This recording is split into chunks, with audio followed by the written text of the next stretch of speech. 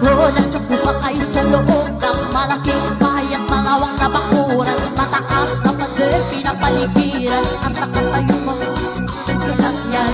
Baka bata na lang yung gulong ng gulong, wala namang kasal pero marami yan ang tama.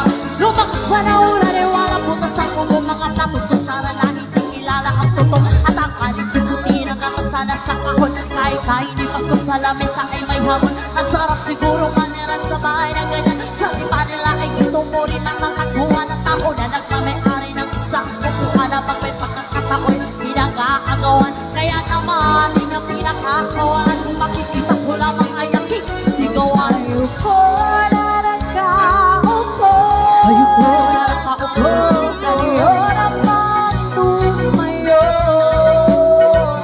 At pagkaw matanaw ninyo ang tunay na kalagayan ko.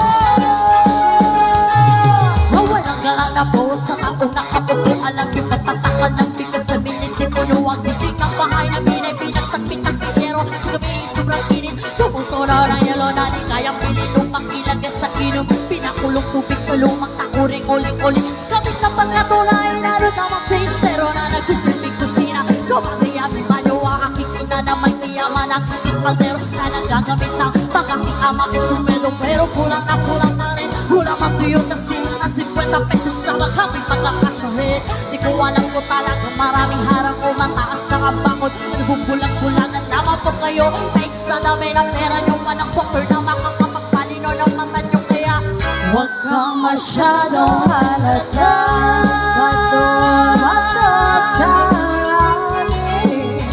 Ang matamay, huwag magalit. Mato sa langit. Ang matamay, huwag kang masyadong halata. Huwag kang masyadong halata.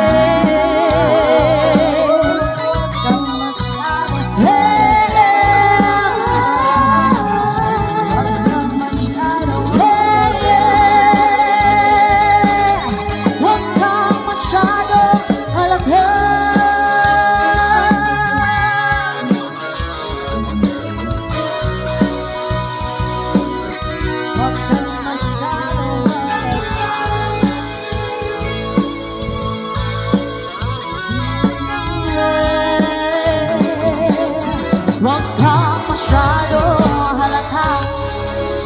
Magbabalik po kami